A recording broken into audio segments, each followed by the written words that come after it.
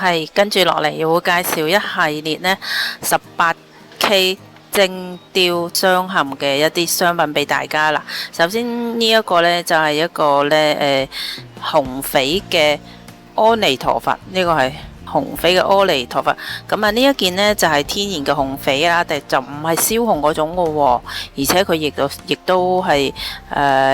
有一個說法咧，就叫做紅袍加身咁樣啦，即係都係一個長咁嘅意思嘅，迎合翻佢個顏色，我哋都亦用咗呢個 18K 金嘅鑲嵌，咁呢度有一個滿鑽嘅圍箱啦，做得係非常之相當精美嘅，而且呢一件亦都係大市場上面呢，其實我覺得係好少有噶，如果啱嘅朋友呢，就唔好錯過。講翻呢一件呢，佢嘅尺寸呢，我覺得係相當大嘅嚇，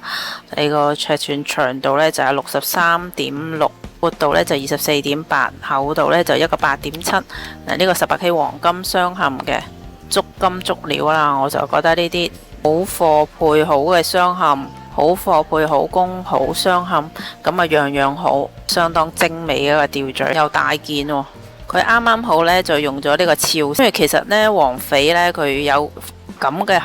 厚度呢，其實我覺得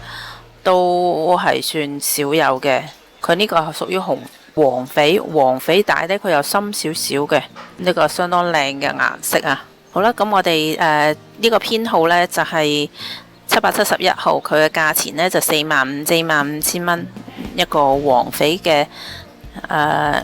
彌陀佛。咁跟住